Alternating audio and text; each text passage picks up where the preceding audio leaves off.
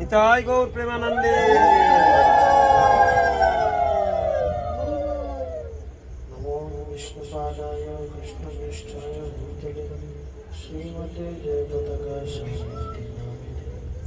नमो आचार्यपादाय निताय कृपाप्रदायिने गौरकथाधामोदाय नगरसंहिताय नमो विष्णुपादाय कृष्णनिष्ठाय भूतले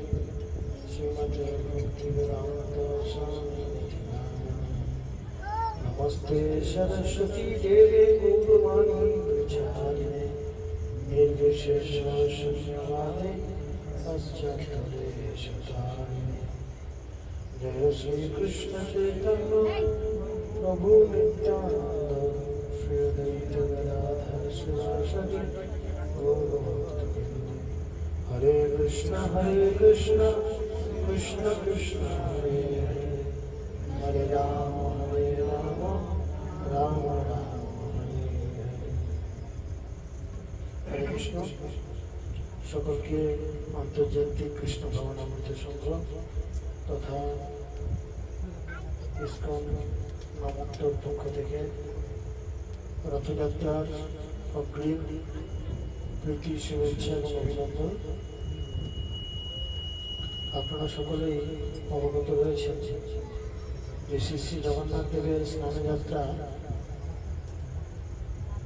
অতিক্রান্ত হয়েছে। এখন জগন্নাথ 15 দিন এই জগতের মানুষের কাছে দর্শন দান করবেন না। এই 15 দিন জগন্নাথের অনবসর কাল, অর্থাৎ খুব গভীর লীলার মধ্যে জগন্নাথ অবস্থান করবেন। শ্রীমতী লক্ষ্মী দেবী অন্তরঙ্গভাবে এই 15 দিন জগন্নাথের সেবা করবেন এবং জগন্নাথের সেবা করার পরে যখন জগন্নাথের শরীর সুস্থ হবে, জ্বর লীলা থেকে জগন্নাথ দেব বাইরে আসবেন। যদিও ভগবানের জ্বর হয় না, তবু লীলা রস আস্বাদন করার জন্য ভগবান এই জ্বরের অভিনয় করেন এবং জগন্নাথ দেব এই পজিশনে বেরিয়ে আসার পর তিনি লক্ষ্মী দেবীর কাছে পারমিশন চাইবেন যে আমি মাত্র একদিনের জন্য একটু মুখের স্বাদ বদলাতে আমার মাসির বাড়ি যাব। দেবী গুন্ডিচা হচ্ছেন যিনি ইন্দ্রদ্যুম্ন রাজার স্ত্রী, তিনি নিঃসন্তান ছিলেন এবং মহারাজ ইন্দ্রদ্যুম্ন ভগবানের কাছে প্রার্থনা করেছিলেন যে আমার যেন কোনো সন্তানাদি লাভ না হয়। কিন্তু একজন স্ত্রীর জীবনে সার্থকতা তখনই আসে যখন সে সন্তানের জন্ম দেয়।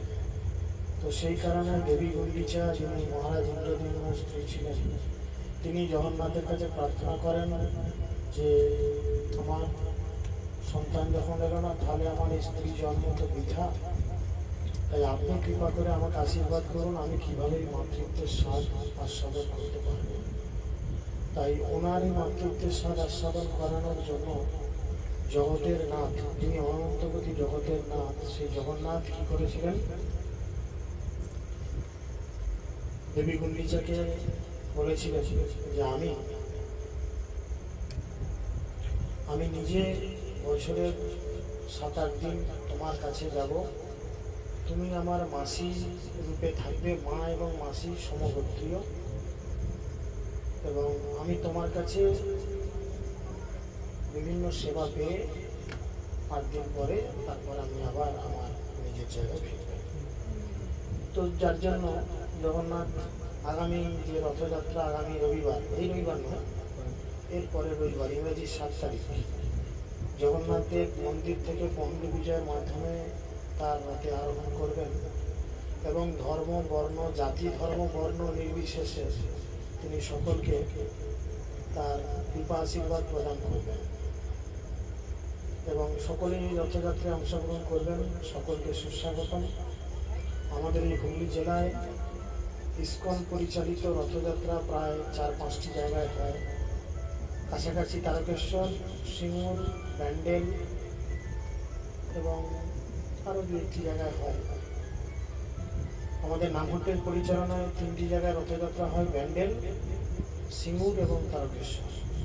তো এবছরে আমাদের জেলা প্রচারক পূজ্যপাদ আত্মানন্দ গুরুদাস ব্রহ্মচারী প্রভু উনি আমাদের সিঙ্গুর রথযাত্রায় যাওয়ার জন্য বলেছেন প্রথম দিন। তাই সমস্ত ভক্তরা অবশ্যই চেষ্টা করবেন রথযাত্রার দিনে অংশগ্রহণ করতে। শাস্ত্রে বলে রথারূঢ় জগন্নাথকে যদি আমরা দর্শন করি তাহলে আমাদের এই জন্ম মৃত্যুর চক্রে আর আবর্তিত হতে হবে না। তাই আপনাদের সকলের চরণে বিনীত অনুরোধ, আপনারা সামনে রথযাত্রায় অংশগ্রহণ করুন এবং জগন্নাথকে দর্শন করুন এবং আপনাদের মানব জীবন ধন্য করুন। হরে কৃষ্ণ।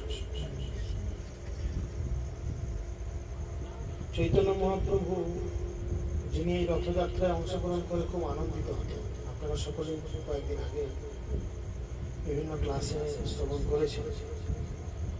এই চৈতন্য মহাপ্রভু কে ছিলেন? যেই গৌর, সেই কৃষ্ণ, সেই জগন্নাথ।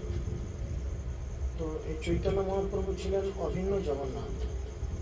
তো তিনি এই জগতের মানুষকে কৃপা করার জন্য মহাপ্রভু কি এনেছিলেন? মহাপ্রভু আমাদের জন্য কি এনেছেন? হরিনাম সংকীর্তন। এটা কোথাকার সম্পত্তি? কোন ব্যাংকের সম্পত্তি? গোলকের প্রেমধন হরিনাম সংকীর্তন, রতি কেন না জন্মালো তাই। না, আমাদের জাগতিক অর্থের প্রতি আমাদের সকলেরই একটা দুর্বলতা রয়েছে, আছে কি না? কার কার আছে জাগতিক অর্থের প্রতি দুর্বলতা? এখানে কেউ হাত তুলছেন না। এক্ষুনি যদি ঘোষণা করে দেয় মমতা ব্যানার্জি মাইকে করে যে কাল সকাল থেকে যারা ব্যাংকে গিয়ে দুপুর 12টার মধ্যে নাম নথিভুক্ত করবেন তাদের 5,000 টাকা করে লক্ষ্মী ভাণ্ডার মাসে দেওয়া হবে। সকালবেলা ঘরে রান্না বান্না মনে হচ্ছে কারুর বাড়িতে চাপবে না, ভোরবেলা মুখে মুড়ি ফুড়ি দুটো গুঁজে দিয়ে বা চিকচিকিতে মুড়ি বেঁধে নিয়ে ব্যাংকের সামনে লাইন দিয়ে দেবো এইটুকুতে, তাই না? তো এই জাগতিক সম্পত্তির প্রতি আমাদের এত লোভ। দেখুন, টাকার কথা বলতে সবার মুখে কি সুন্দর একটা প্রশস্তির হাসি, তাই না? কি আনন্দের খবর। যদি এরকম হয় কি ভালো হতো না? সত্যি এরকম হলে ভালো হতো না? 5,000 টাকা করে মাসে পেলে।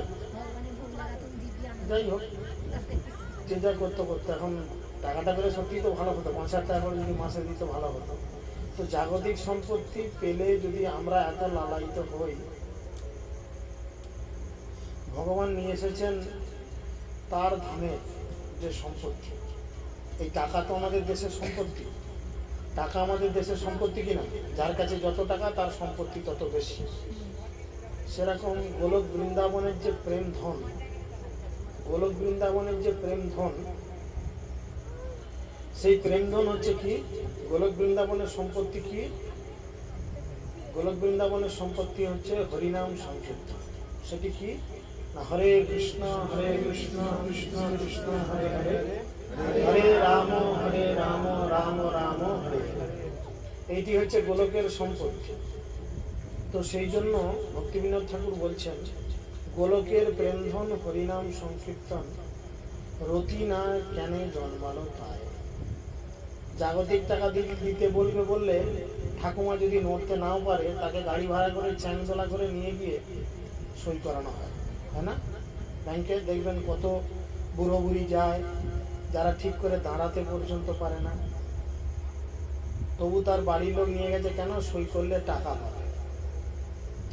কিন্তু এই জগতে মহাপ্রভু গোলকের প্রেমধন, প্রেমরূপ টাকা এনেছেন, যেই টাকা পেলে আমরা আমাদের সমস্ত দুঃখ দুর্দশা ভুলে থাকতে পারব, তাই না? সেরকম এনে দিয়েছে। কেন না? মহাপ্রভু দর্শন করেছেন আমরা এই যে সংসারে পড়েছি, এই সংসার কি আনন্দের না কষ্টের? এই সংসার দুঃখের বা কষ্টের। যার জন্য আমরা ভোরবেলা উঠি। দিনের মধ্যে সব থেকে শীতলতম সময় কখন?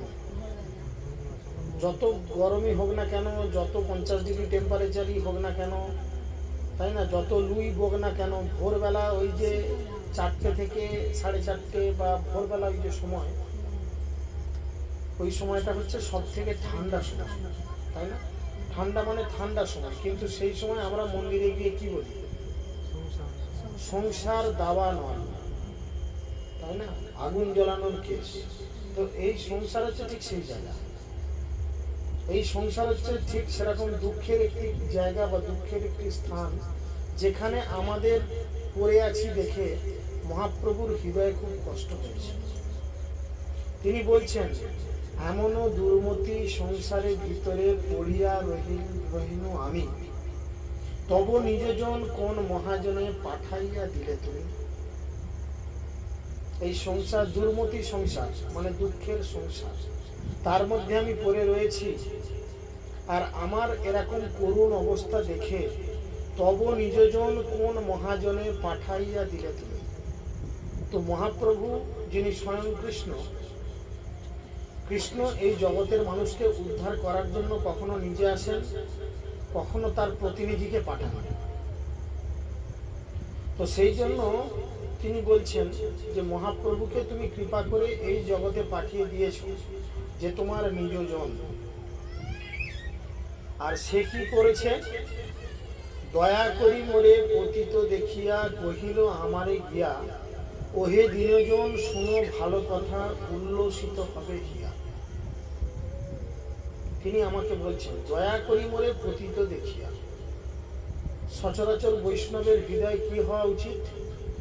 বৈষ্ণবের হৃদয় খুব করুণ হওয়া উচিত।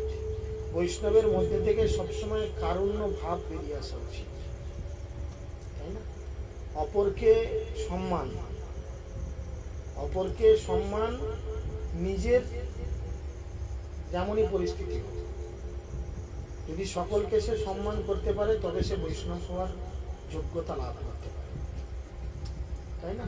তো সেই জন্য তিনি এই জগতের মানুষের দুঃখ দুর্দশায় নিজে পতিত হলেন, এবং হয়ে তিনি জগতের মানুষের কাছে গিয়ে বললেন কি, দয়া করি মোরে পতিত দেখি। আমার মতো পতিত মানুষকে সে লক্ষ্য করে সে আমাকে গিয়ে বলল, ওহে দিনজন শুনো ভালো কথা, উল্লসিত হবে হিয়া।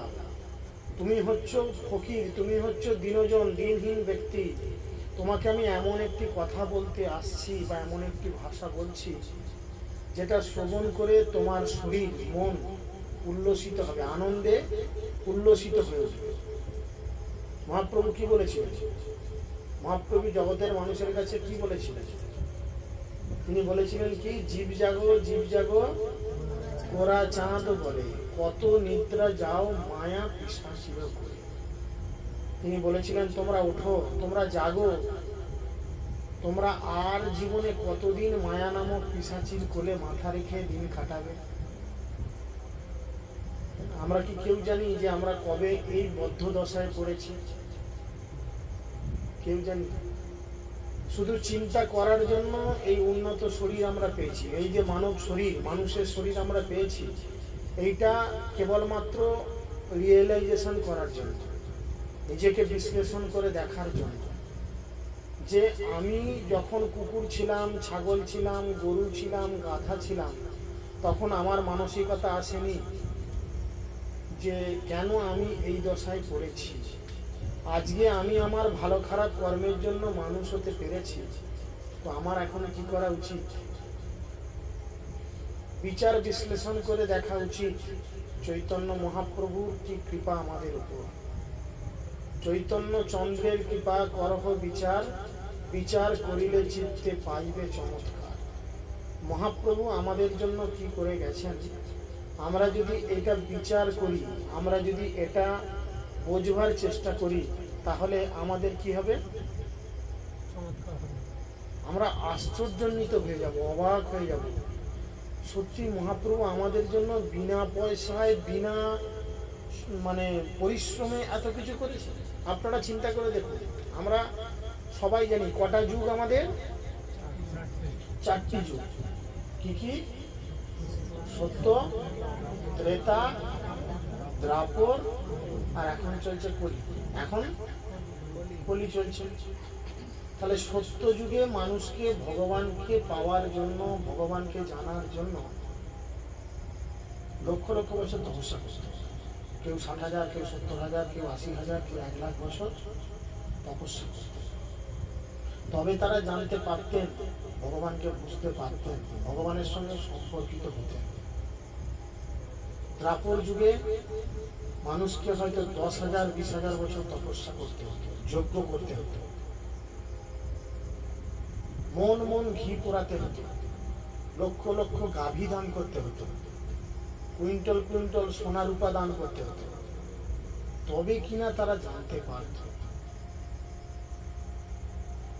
তারপরে ভগবানের জন্য অর্চন করতে হতো, ভগবানের সেবা করতে হতো কয়েক হাজার বছর ধরে, তবে তারা ভগবানকে জানতে পারত। আর এই সেই কলিযুগ, যেই কলিযুগে চৈতন্য মহাপ্রভু আবির্ভূত হয়েছেন। এই কলিযুগে আমাদের লক্ষ লক্ষ বছর তপস্যা করার দরকার নেই, হাজার হাজার বছর ধরে আমাদের যজ্ঞ করার প্রয়োজন নেই, শত শত বছর ধরে আমাদের অর্চনা করার প্রয়োজন নেই। আমাদের মহাপ্রভু কি বলেছেন? কি বলেছেন? শুধু তোমরা মেঘে নাও, মানে চেয়ে নাও। কি চাইতে বলছে? হরিনাম মহামন্ত্র লও তুমি, তুমি হরে কৃষ্ণ মহামন্ত্রকে মেঘে নাও, শুধু চেয়ে নাও। বৈষ্ণবের কাছ থেকে কৃষ্ণকে প্রার্থনা করো, কারণ বৈষ্ণব পারে কাকে দিতে? বৈষ্ণব কাকে দিতে পারে? লক্ষ্মী ভান্ডারের টাকা দিতে পারে? কৃষ্ণকে দিতে পারে বৈষ্ণব, কারণ বৈষ্ণবের সম্পত্তি হচ্ছে কৃষ্ণ, তাই না? শাস্ত্রতে লেখা রয়েছে, পুরাণে লেখা রয়েছে কি না, গঙ্গার স্পর্শে এলে আমরা পবিত্র হই, তাই না? গঙ্গার স্পর্শে এলে আমরা পবিত্র হই, কিন্তু শুদ্ধ বৈষ্ণবের দর্শন পাওয়া মাত্র কি হয়? দর্শনে পবিত্র করো, এই তোমার গুণ, তাই না? বৈষ্ণব কি করে? দর্শনের দ্বারা আমাদের পবিত্র করে। তাই তিনি আমাদের এই কলিযুগে নিজেকে আবির্ভূত করেছেন, এবং আমাদের এই কলিহত জীবকে উদ্ধার করার জন্য তিনি সকলের কাছে জোরহাত করে বলছেন, জীব জাগো, জীব জাগো, গোরাচাঁদ বলে কত নিদ্রা যাও মায়া পিশাচির। আমরা সবাই মায়ার দ্বারা বিমোহিত হয়ে রয়েছি। মায়া মানে হচ্ছে মহাভুল, মায়া মানে হচ্ছে মহাভুল। মা মানে না, অন্তুষ্ট মানে হচ্ছে হয়, মানে যার কোনো অস্তিত্ব নেই, যার কোনো অস্তিত্ব নেই, যেটা ঠিক নয়, যেটা মিথ্যে, তাই না? দেখা গেল একজন মহিলা আমার স্ত্রীর ভূমিকা অভিনয় করছে, তাকে আমি আমার স্ত্রীর মতো দেখছি, স্ত্রীর মতো আমার বাড়িতে রাখছি, সব করছি, কিন্তু একদিন না একদিন কি হবে? তাকে ছেড়ে যেতে হবে কেন? হয় সে আমাকে ছেড়ে চলে যাবে, নাহলে আমি তাকে ছেড়ে চলে যাবো। তো এই ঘটনা তো আমাদের সবার জীবনেই ঘটবে, ঘটবে না? তাহলে যেই সম্পর্কটাকে আমরা নিত্য সম্পর্ক বলে মনে করছি, আমার বউ, এ আমার ছেলে, এ আমার মেয়ে, এটা আমার বাড়ি, এটা আমার গাড়ি, এটা আমার অমুক তুসুক, সবকিছুকে একদিন আমাদের কি করতে হবে? সবকিছুকে একদিন আমাদের ছেড়ে চলে যেতে হবে, কারণ আমরা বিরহ লগ্নে জন্মেছি, একদিন না একদিন আমাদের সব ছেড়ে যেতে হবে। কিন্তু যদি আমরা সৌভাগ্যবশত কোনো বৈষ্ণবের কৃপায় এই হরে কৃষ্ণ মহামন্ত্রকে গ্রহণ করতে পারি, তাহলে কি হবে? তাহলে কি হবে? সেই কথাই তিনি বলছেন, ওহে দিনে জন শোনো ভালো কথা, উল্লসিত হবে গিয়া। কেন না, তোমারে তাড়িতে শ্রীকৃষ্ণ চৈতন্য নবদ্বীপে অবতার, তোমা হেন কত দীনহীন জনে করিলেন ভবপার। তিনি বলছেন ছুটে এসে, তিনি আমার কাছে ছুটে এসে বলছেন, আরে শুনেছো? অনেক জায়গায় বলেন, আরে শুনেছো ওইখানে প্রাইমারি স্কুলে না আজকে সরকার থেকে ক্যাম্প বসেছে, ওখানে বিনা পয়সায় মেডিকেল চেক আপ হচ্ছে, ওখানে বিনা পয়সায় 1 বস্তা করে আলু দিচ্ছে আর 1 বস্তা করে চাল দিচ্ছে, শুধু আধার কার্ডটা দেখা।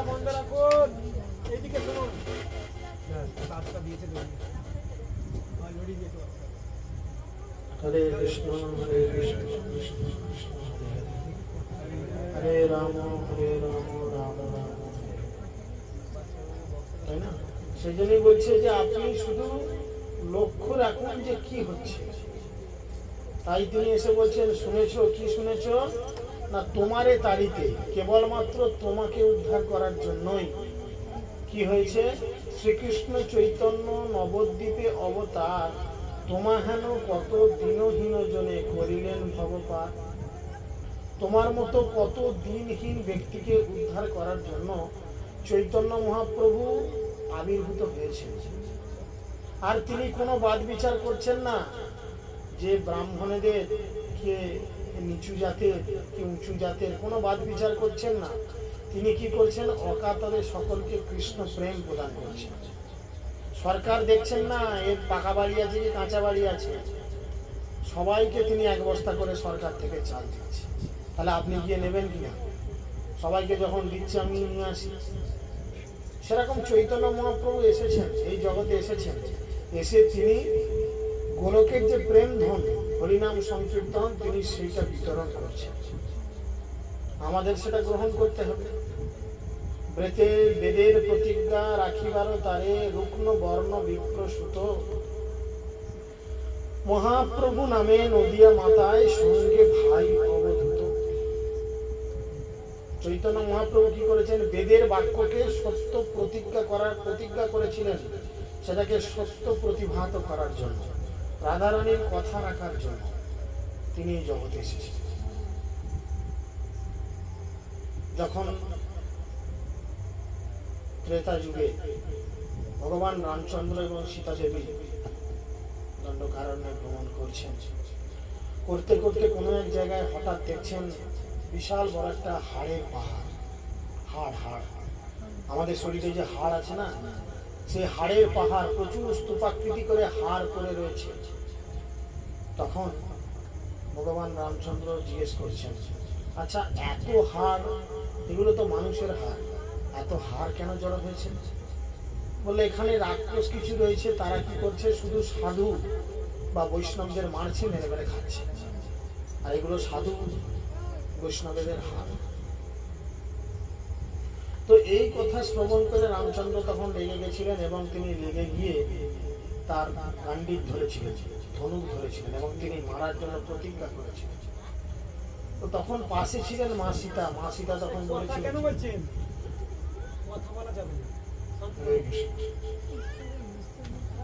মিনিট 15 দিন আমি বন্ধ করে দেবো, 10-15 মিনিট পর, তারপরে আপনারা কথা বলবেন।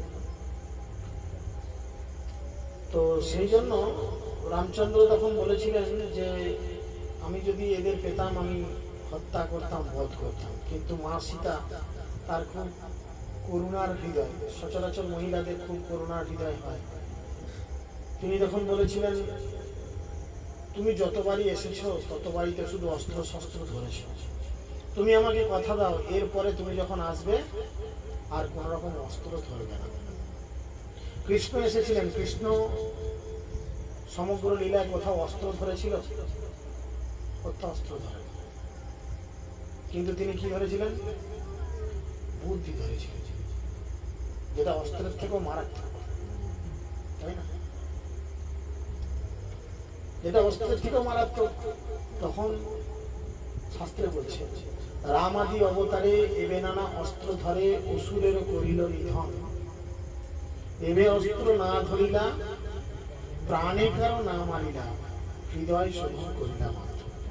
তাই শ্রীমতী রাধারানী বলছে, তুমি যখন রামচন্দ্র হয়ে গেছো তখন তুমি কত অসুরকে হত্যা করেছ। তোমাকে অস্ত্র ধরতে বারণ করলাম, তুমি তার পরবর্তী যুগ দ্রাপর যুগে তুমি আসলে স্বয়ং ভগবান কৃষ্ণ, এই যুগে তুমি অস্ত্র ধরলে না, কিন্তু বুদ্ধি দিয়ে সবকিছু করলে, শস্ত্রের মাধ্যমে সবকিছু করলে। কিন্তু এই যে কলিযুগ, এই কলিযুগে তোমাকে যে পাঠাবো, তুমি বেদের প্রতিজ্ঞা রাখার জন্য, গীতার প্রতিজ্ঞা রাখার জন্য এই জগতে গেছো। গীতায় ভগবান কি বলেছিলেন?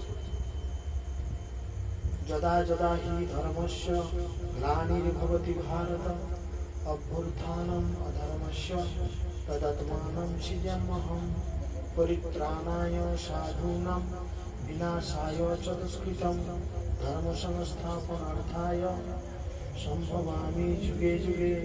ভগবান বলেছেন কি না, আমি প্রতিটা যুগে যুগে নিজেকে অবতীর্ণ করব। কেন? না নতুন করে ধর্মের প্রতিষ্ঠা করব, যারা অত্যাচারী, যারা ধর্ম মানে না, যারা দুষ্কৃতকারী, তাদের আমি মারব, মেরে হত্যা করে নতুন করে ধর্মের প্রতিষ্ঠা করব। তো শ্রীমতী রাধারানী বললেন, তুমি যে যাবে বলেছো, বেদের প্রতিজ্ঞা তোমাকে রাখতেই হবে, কিন্তু তুমি যে যাবে, এই কলিযুগে তো সবাই অসুর। সবাই অসুর না? এখানে আমরা অনেকেই আছি, তিলক পড়েছি, মালা পড়েছি, হয়তো দীক্ষাও নিয়ে নিয়েছি, কিন্তু ভেতরের অসুরটাকে মেরেছি কি? দীক্ষা নিয়ে নাম পরিবর্তন করেছি, অমুক দাস বা অমুক দাসী, কিন্তু হৃদয়ের মধ্যে যে অসুর রয়েছে, সেই অসুরটার কি পরিবর্তন হয়েছে? হয়েছে কি? এখানে শুধু বেশভূষার পরিবর্তন হয়েছে। আগে এক মাথা চুল থাকতো সিনেমার নায়ক নায়িকাদের মতো, এখন ছেঁটে নেড়া মাথা হয়েছি, টিকি রেখেছি, গলায় মালা নিয়েছি, কপালে তিলক করেছি, কিন্তু হৃদয়ের কোনো পরিবর্তন করিনি। হৃদয়ের মধ্যে কিন্তু সেই আসরিক ভাব রয়েছে। তাই শ্রীমতী রাধারানী বললেন, তুমি যে কলিযুগে অবতীর্ণ হবে, সবাই তো সুর, আর তুমি যদি বেদের প্রতিজ্ঞা অনুযায়ী সবাইকে মারতে থাকো, তাহলে তোমার মন্দিরে কে ধূপ ধুনো দেখাবে আর কে ঘন্টা বাজাবে? কেউ করে থাকবে? কেউ থাকবে না। তাই তোমাকে কি করতে হবে?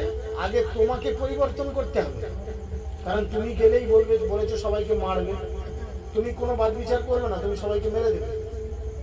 কিন্তু আগে যদি আমি তোমাকে পরিবর্তন করি, তার ফলে কি হবে? তোমাকে দেখে বাকি লোকগুলো পরিবর্তন শিখবে। তাই শ্রীমতী রাধারানী কি করলেন? কৃষ্ণের অন্তরে প্রবেশ করলেন। শ্রীমতী রাধারানী কৃষ্ণের অন্তরে প্রবেশ করলেন এবং নতুন একটি অবতার, যেটা সমস্ত অবতারের সার, যেটা সমস্ত অবতার 32 জন অবতার এই পর্যন্ত এসেছেন, তার মধ্যে সার অবতার হচ্ছেন কে? মহাপ্রভু। অবতার সার, গোড়া অবতার, কেননা বুঝিলি তাই, তাই না? করি নিরে বাস, গেল না পিয়াস, আপন কর্ম ফেলে। আমরা মহাপ্রভুকে পেলাম, নিজের মতো করে কাছে পেলাম, ওনার শিক্ষা পেলাম, ওনার আচার আচরণ পেলাম, কিন্তু শুধু নিজেদের হৃদয়ের ভেতরে অসুরটাকে মারলাম না বলে আমরা মহাপ্রভুর শিক্ষা ঠিক মতো গ্রহণ করতে পারলাম। দীক্ষা হলো সব হলো, শুধু হৃদয় পরিবর্তন হলো না বলে আমরা কিছুই করতে পারলাম না। কণ্টকের তরু সদাই সেবিলিরে মন, কীর্তনে আছে না? কণ্টকের তরু সদাই সেবিলিরে মন, অমৃত পাইবার আশা। কাঁটা গাছ, তাকে বারবার জড়িয়ে ধরলে, কাঁটা গাছকে জড়িয়ে ধরলে কি হবে? আমাদের শরীর ক্ষতবিক্ষত হবে, রক্তারক্তি হবে।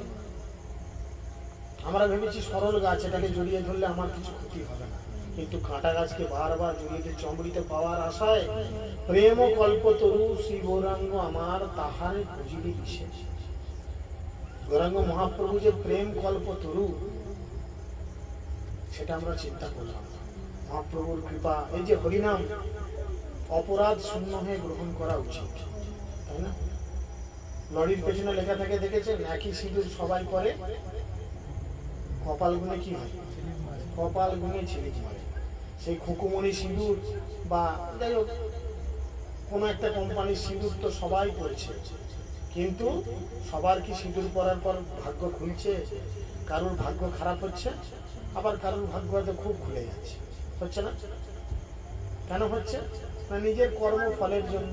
তো ঠিক সেরকম আমরা হরিনামকে গ্রহণ করছি, কিন্তু অপরাধকে দূরীকরণ না করে হরিনামকে গ্রহণ করছি, যার ফলে কি হচ্ছে? কণ্টকের তরু সদাই সেবিলিরে মন। আপনারা সকলেই জানেন কি এক ধরনের বাঁশ হয়, আমি ঠিক নাম জানি না, যেগুলো অনেক সরু সরু আখের মতো দেখতে, হয় না? কি বাঁশ বলে আমি জানি না, যাই হোক আমি নাম জানি না, বললাম মানে আখের মতনই দেখতে। আখ হয়তো থেকে একটু সরু আর বাঁশগুলো হয়তো একটু সামান্য মোটা, কিন্তু দেখতেও এক। এখন আখ চিবালে আমরা কি পাই? সেটা মিষ্টি না তেতো না কষা? মিষ্টি পাই। আচ্ছা, আখের মতনই দেখতে বাঁশটাকে যদি চিবাই কিরকম রস পাবো? যদিও রস থাকে সেটা কিরকম কষা, খেতে হয়তো ভালো হবে না, কেমন বিস্বাদ। তো ঠিক সেরকম এই কীর্তনের মধ্যেই বলছি, ইক্ষু দণ্ড ভাবি কাঠ চুষিরে মন কেমনই পাইবি মিঠো, তাই না? ইক্ষু দণ্ড মানে আখের মতো বাঁশ দেখতে, তাকে চিবালাম, তো আমি কি করে মিঠে পাবো? হার বরিয়া গলায় পড়িলে মন সমন কিঙ্কর সাপ। তো সেই জন্য রাধারানী বললেন যে আমি তোমার এই হৃদয়ের মধ্যে প্রবেশ করব, এবং প্রবেশ করে কি করব? তোমাকে আগে পরিবর্তন করব। তোমাকে পরিবর্তন করলেই তুমি জগতে যাবে, গিয়ে সেই শিক্ষা প্রচার করবে। তাই মহাপ্রভু এই জগতে আসলেন, কি করলেন? তিনি কি শিক্ষা দিলেন আমাদের? কি শিক্ষা দিলেন মহাপ্রভু? কি শেখালেন আমাদের? না, তিনি অপরাধের কোনো কথাই বলেননি। তুমি অপরাধ করবে না করবে সেটা তোমার ব্যাপার, উনি তো বিষয় কিছু বলেন।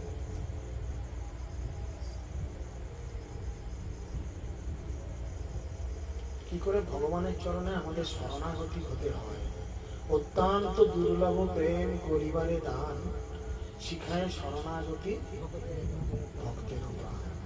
তিনি আমাদের শিক্ষা দিলেন কি করে ভগবানকে ভালোবাসতে হয়, তাই না? কি করে ভগবানকে ভালোবাসতে হয়? শুধু একটা নকুল দানা ধরে দিলে বা মাসের কখন সব পুজো দেয়, পূর্ণিমা টুর্ণিমায় অনেকে আসে না, বলে মহাপ্রভু তলায় ভরে দিয়েছি, যাই হোক এরকম মানুষের আছে।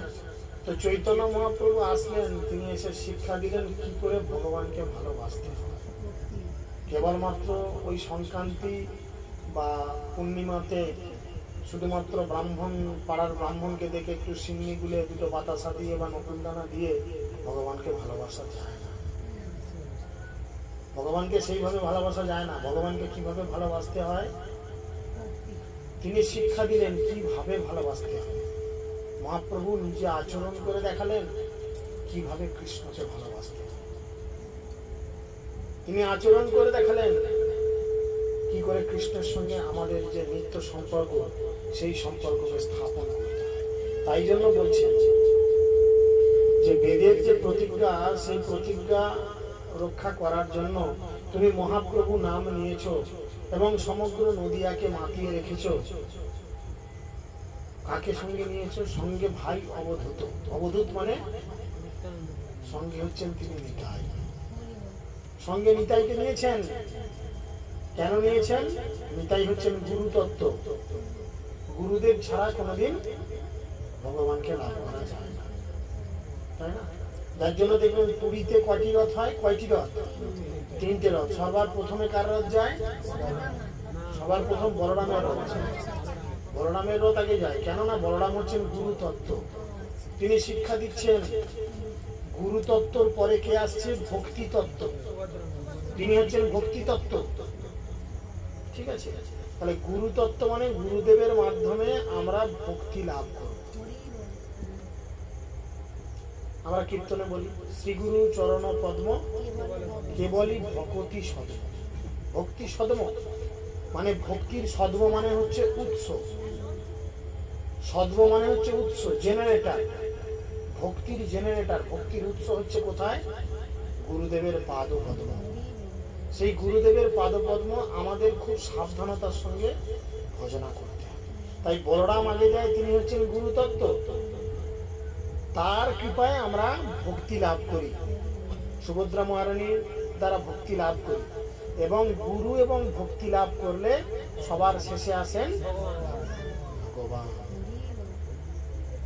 বুঝতে পেরেছেন? যার জন্য এটা হচ্ছে সিস্টেম। তো সেই জন্য তিনি অবধূতকে সঙ্গে নিয়েছেন। নন্দসুত যিনি চৈতন্য গোসাই নিজ নাম করি দান, তারিল জগৎ তুমিও যাইয়া লহ নিজ পরিত্রাণ। তিনি বলছেন নন্দসুত যিনি, নন্দ বাবার ছেলেকে, নন্দ বাবার ছেলে কৃষ্ণ। নন্দসুত যিনি চৈতন্য গোসাই, যিনি নন্দ বাবার ছেলে কৃষ্ণ, তিনি এই যুগে চৈতন্য মহাপ্রভু রূপে আবির্ভূত হয়েছেন।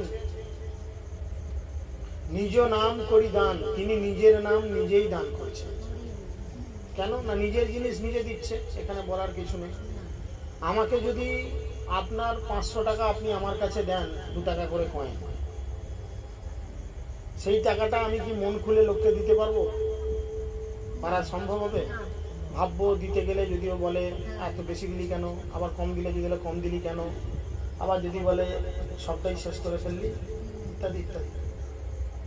মনে একটা সংশয় থাকবে। কিন্তু যদি এই 500 টাকাটা আমার নিজের হয়, মনে কোনো সংশয় থাকবে? যাকে য টাকা ইচ্ছা আমি দিচ্ছি, তোর বলার কি আছে? তোর কিছু বলার আছে? আমি তো আমার জিনিস সবাইকে দিচ্ছি। সেরকম মহাপ্রভু নিজের নাম নিজেই দান করেছেন। মহাপ্রভু কি নাম দান করেছেন? এই কলিযুগে তিনি ভগবান শ্রীকৃষ্ণের যে নাম, হরে কৃষ্ণ কৃষ্ণ কৃষ্ণ হরে হরে, হরে রাম রাম রাম রাম, সেই নাম তিনি দান করেছেন। এবং তিনি বলেছেন কি কলিযুগের মানুষকে, যেই নাম সেই কৃষ্ণ ভজনিষ্ঠা করি, নামেরও ভিতর আছেন আপনি শ্রী। তিনি বলেছেন এই নাম এবং কৃষ্ণ অভিন্ন, এই নামের মধ্যেই ভগবান শ্রীহরি লুকিয়ে রয়েছে। তোমরা যদি নিষ্ঠা ভরে এই নাম করো, ইহা হইতে সর্বসিদ্ধি হইবে সবার, সর্বক্ষণ বলইতে বিধি নাহিয়া। এই নামের থেকেই আমরা জীবনে সমস্ত সিদ্ধি লাভ করতে পারব, যদি আমরা সর্বক্ষণ এই নাম করি। শ্রীল প্রভুপাদ তিনি তার ভক্তদের মধ্যে বলেছিলেন যে সারাদিনের যে 24 ঘন্টা সময়, এই 24 ঘন্টার সময়কে আমাদের ভাগ করে নিতে হবে। 8 ঘন্টা করে আমাদের শিফটিং ডিউটি করতে হবে। কিভাবে না, প্রথম 8 ঘন্টা আমরা ভগবানের সেবার জন্য রাখবো সারাদিন। এই সিস্টেমে যদি আমরা চলি তাহলে কিন্তু আমাদের ভগবানের সেবা করতে কোনো অসুবিধা হবে। প্রথম 8 ঘন্টা আমরা ভগবানের সেবার জন্য রাখবো। পরের 8 ঘন্টা আমরা বিভিন্ন ভগবানের প্রচার কার্যের জন্য অতিবাহিত করব। আর বাকি যে 8 ঘন্টা আমরা আমাদের এই শরীরকে বিশ্রাম দেবো ভগবানের সেবা সঠিকভাবে হওয়ার জন্য। এবার চিন্তা করে দেখুন, আমরা 8 ঘন্টা কি ভগবানের প্রচারের জন্য সময় দিই? ফাঁক পেলেই এরকম সুন্দর হাওয়া পেলেই চোখ বন্ধ করে এক ঘুম মেরে দিই। ঘুমটার আড়ালে কেউ মুখ দেখতে পাবে না, চোখটা বুঝিয়ে নাও, ভাববে কিভাবে শুনছে কৃষ্ণ কথা। আহা, তার যে হৃদয় কি ভাব সেটা ভগবান জানে আর সে জানে, তাই না? আর কৃষ্ণ কথা ভগবানের জন্য 8 ঘন্টা সেবা। 8 ঘন্টা 8 ঘন্টা সেবা। দেখুন আমরা যারা বাড়িতে মায়েরা যারা রান্না করেন, সকালে রান্না, দুপুরে রান্না, আবার সন্ধ্যায় রান্না, 3 বার রান্না করতে অন্তত যদি 1.5 ঘন্টা করেও সময় লাগে, 3 × 4.5 ঘন্টা, 5 ঘন্টা সময় চলে গেল। ভগবানের জন্যই তো রান্না হচ্ছে। এরপরে ভগবানের বাসন ধোয়া, ভগবানের তোমার বাড়ি পরিষ্কার ঝাড়ু দেওয়া, ওই মোছা টোছা, যাই সেগুলো আবার অন্য কাজ হচ্ছে, সেটা প্রচার কাজের মধ্যে ঢুকে যাচ্ছে। ইত্যাদি কাজ করতে করতে 7-8 ঘন্টা আমাদের কেটে যায়, কাটে না? 8 ঘন্টা ভগবানের সেবায় কেটে যায়, বাকি 8 ঘন্টা প্রচারের মধ্যে থাকে। প্রচার মানে যে মাইক নিয়ে পাড়া গ্রামে প্রতিটা বাড়িতে বাড়িতে ছুটবো, এটা প্রচার নয়। আপনি কপালে তিলক করে, সুন্দর করে শাড়ি ব্লাউজ পরে, ঠোঁটে লিপস্টিক লাগিয়ে, গলায় সুন্দর হার পরে, গলায় কণ্ঠিমালা লাগিয়ে, জপের ব্যাগ নিয়ে একবার গোটা বাজারটা ঘুরে চলে আসলে এটাও একটা প্রচার। কেন না, আপনাকে সবাই দেখবে, দেখবে তো রাস্তা দিয়ে অমুক যাচ্ছে, তারা মনে মনে ভাববে ও ওই ব্যক্তিটা গেল বা ওই মহিলাটি গেল, উনি তো ইস্কনের ভক্ত, উনি কৃষ্ণের ভক্ত। কেন না, ওনার কপালে তিলক দর্শন করেছি, ওনার গলায় তুলসীর মালা রয়েছে, ওনার হাতে জপব্যাগ ছিল, উনি হরিনাম করতে করতে ঘুরে এসছে। এটা একটা প্রচার, এটা একটা প্রচার। কাজ না থাকলে তার বাড়ির দরজার সামনে দাঁড়িয়ে কি রান্না হয়েছে, কেন ঝগড়া হয়েছে ইত্যাদি আলোচনা না করে, পাড়া বেড়ানি যেমন বলে না, পাড়া বেড়ানি হওয়া ভালো, কিন্তু ভক্তরূপে সেজে পাড়া বেড়াও, যাতে পাড়ার লোক তোমাকে দেখে কৃষ্ণের স্মরণ হয়, তাহলে সেটা একটা প্রচার। তাহলে তোমার পাড়া বেড়ানিটাও হলো, আর সাপও মরলো লাঠিও ভাঙলো না, দুটো কাজই একসঙ্গে হলো। শুধু পরিস্থিতিটাকে বদলে দিতে হবে। তো সেই জন্য তিনি বলছেন তারিল জগৎ, যেই নাম তিনি দান করছেন আমাদের মধ্যে, সেই নাম গ্রহণ করার ফলে আমরা এই জগৎ থেকে উদ্ধার লাভ করছি। সমস্ত জীব কাতারে কাতারে উদ্ধার লাভ করছে। তাই তুমিও যাইয়া, বলছে তুমিও যাইয়া লহ নিজ পরিত্রাণ, যাও তুমিও যাও, গিয়ে সেই নামকে গ্রহণ করো এবং নিজে পরিত্রাণ নাও। সে কথা শুনিয়া আসিয়াছি না তোমারও চরণ তলে, ভকতি বিনোদ কাঁদিয়া কাঁদিয়া আপন কাহিনী বলে। সচ্চিদানন্দ ভক্তি বিনোদ ঠাকুর নিজে কাঁদতে কাঁদতে এই প্রার্থনা করছেন যে মহাপ্রভু এসেছেন কৃপা করার জন্য, কিন্তু আমি মহাপ্রভুর কৃপা গ্রহণ করতে পারিনি। তিনি কিন্তু গ্রহণ করতে পারেননি না, তিনি গ্রহণ করেছেন। তিনি আমাদের ভাবধারাকে আমাদের মধ্যে ফুটিয়ে তোলার চেষ্টা করেছেন, যে আমরা কিভাবে রয়েছি। তাই না? এই যে মহাপ্রভুর এত কথা আমরা চতুর্দিকে প্রচার করছি, আজকে আপনাদের কাছে এসে ভগবানের এত গভীর তত্ত্ব কথা বলা হচ্ছে, কজনের মনের মধ্যে ইচ্ছা রয়েছে যে আমরা জপব্যাগ গ্রহণ করে আগামীকাল থেকে জপ করব? একটু হাত তুলে জানান তো। জপব্যাগ নেই কার কার, একটু হাত তুলুন তো। জপের ব্যাগ নেই, যারা হাত তুলেননি তাদের কাছে আছে? যাদের কাছে জপব্যাগ নেই হাত তুলুন। আর যারা হাত তুলেননি তাদের কাছে আছে না? আমাদের কথা বুঝতে পারেনি, বাংলা কথা বুঝতে পারছেন না, লজ্জায় হাত তুলছেন? আচ্ছা হাত নামিয়ে দিন। কারা লজ্জায় হাত তুলেননি একবার হাত তুলে জানান তো।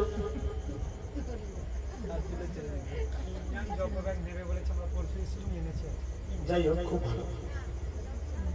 তো দেখুন, এই যে কলিযুগ, কলিযুগে কেবলমাত্র উদ্ধারের পথ হচ্ছে হরে কৃষ্ণ মহামন্ত্র। মহাপ্রভু নিজে ঘোষণা করে যাচ্ছেন, হরের নাম হরের নাম হরের নামৈব কেবলম কলৌ নাস্তিব্য নাস্তিব্য নাস্তিব্য গতিরম। এই কলিযুগে কেবলমাত্র হরিনাম, কেবলমাত্র হরিনাম, কেবলমাত্র হরিনাম। এছাড়া আমাদের এই সংসার কূপ থেকে উদ্ধার পাওয়ার আর কোনো গতি নাই, গতি নাই, গতি নাই। কিন্তু অবশ্যই সেটা কিভাবে হতে হবে? অপরাধ শূন্য হয়ে দিতে হবে। আমি একাধারে হরি হরি করব, আর দিন হলে, দিনের বেলা হলে কটা মুরগি মারি, কটা মুরগি ছাগল মারি করব, তাহলে কিন্তু হবে না। আমি একাধারে জব করব আর চিন্তা করো রাত হলে ডিম ভেজে ভাত খেলবো,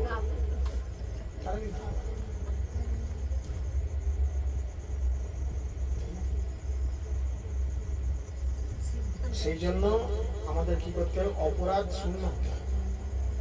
কোন প্রাণীকে কষ্ট দেওয়া চলবে না, সকলকে সম্মান। সম্মান করা মানে কি? সম্মান করার অর্থ কি? কাউকে কষ্ট না দেওয়া, সেটাই হচ্ছে প্রকৃত সম্মান, তাই না? সেটা প্রকৃত সম্মান। দেখুন, এখানে কে কে মুরগির মাংস বা ছাগল মাংস বা গরুর মাংস বা অন্যান্য মাছ মাংস খান? একটু হাত তুলুন। লজ্জার কিছু নেই, হাত তুলুন। সবাই বৈষ্ণব হয়ে গেছেন, লজ্জার কি আছে? যারা খান হাত তুলুন, যে আমি মাছ মাংস খাই, কি আছে? এখন দেখুন, যারা হাত তুলছেন, যে কোনো একজনকে আমি বলছি আপনার একটা আঙুল আমাকে কেটে দেন, আমরা এখানে সেদ্ধ করে খাবো, দেবেন? কেন দেবেন না? কেন দেবেন না? কাটলে কি হবে? রক্ত তো এমনিও বেরোলো, আর কি হবে? লাগবে না? হ্যাঁ, তাহলে আপনার আঙুলটা কাটলে বা আপনার আঙুলটা ছিঁড়ে নিতে গেলে যদি লাগে, একটা মুরগি বা ছাগলকে হত্যা করলে তার লাগে না? হ্যাঁ, তার লাগে না? কেন গ্রহণ করেন? তাদের কেন কষ্ট দিচ্ছে? হরিনাম করার যোগ্যতা তখনই অর্জন করবেন, সকলে সম্মান করিতে সকতি দেহ নাথ যথাযথ, তবে তো গাহিব হরি নাম ও সুখে আমার অপরাধ হবে। আমি যখন সকলকে সম্মান করতে শিখব, তখন কি হবে? আমার সমস্ত অপরাধ দূরে যাবে। তখন আমি শুদ্ধাচারে হরিনাম করতে পারবো, আর তখন হরিনাম করলে ভগবান আমাকে কৃপা করবেন। তখন বুঝতে পারবো যে হ্যাঁ, ভগবান আমাকে কৃপা করছেন। কিন্তু যদি আমরা অপরাধ শূন্য না হয়ে হরিনাম করি। এখন কেউ প্রশ্ন করতে পারে যে প্রভু আমরা তো আজকে 3টে জপব্যাগ জপমালা আনতে বলেছিলাম, তাহলে আমরা কি করব? আমরা তো এখনো মাছ মাংস খাওয়া ছাড়িনি, তাহলে কি আমরা হরে কৃষ্ণ আরম্ভ করব না? এই প্রশ্ন মনে আসতে পারে, হ্যাঁ কি না? এই প্রশ্ন কারো মনে আছে নাকি? আমরা তো এখনো মাছ মাংস খাওয়া ছাড়িনি, তা আমাদেরকে হরে কৃষ্ণ তাহলে করা চলবে না, কি করব? এরকম প্রশ্ন আছে কারোর মাথায়? আছে? বড্ড অমনোযোগী পেছনে সকালে, ছেড়ে দাও, থাক।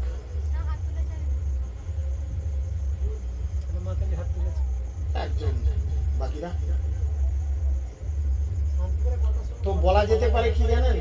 বলা যেতে পারে যে আপনি হরিনামকে গ্রহণ করুন এবং আকুল ভাবে এই নাম প্রভুর চরণে, আকুল ভাবে নাম প্রভুর চরণে বিনতি ভাবে প্রার্থনা নিবেদন করুন যে তিনি যেন সর্বতভাবে আপনাকে অপরাধ শূন্য হয়ে হরিনাম করার যোগ্যতা প্রদান করেন। এই নাম করতে করতেই একদিন আপনি শুদ্ধ নাম করতে পারবেন। প্রথমে আমরা যখন সাইকেল চালানো শিখি, একবারে কি সিটে উঠে শিখতে পারি? প্রথম প্রথম সাইকেলকে টানতে টানতে ঘষতে ঘষতে নিয়ে যাওয়া হয়, তারপরে প্যাটেলে চেপে চেপে অ্যাংলাতে হয়, তারপরে হাফ প্যাটেল, তারপরে ফুল প্যাটেল শেখা হয়। ধীরে ধীরে ভালো সাইকেল চালানো শিখে যায়। ঠিক সেরকম অপরাধ জীবন থেকে সঙ্গে সঙ্গে হয়তো যাবে না, কিন্তু মানসিকতা রাখতে হবে যে আমরা অপরাধকে গ্রহণ করব না, অপরাধকে পরিত্যাগ করে কিভাবে শুদ্ধাচারে নাম করতে হয় এই সিস্টেম মেনটেন করার চেষ্টা করব। তাহলে ভগবান শ্রীকৃষ্ণ যিনি নাম রূপে কলিযুগে আবির্ভূত হয়েছেন, তিনি আপনাদের কৃপা করে হৃদয় থেকে এই ধরনের বিষয়গুলোকে পরিত্যাগ করে দেবেন। তখন মহাপ্রভুর কৃপা আপনারা লাভ করতে পারবেন এবং এই জীবনে এই গোলক বৃন্দাবনে ফিরে যেতে পারবেন। তাই হরে কৃষ্ণ কৃষ্ণ কৃষ্ণ কৃষ্ণ হরে হরে।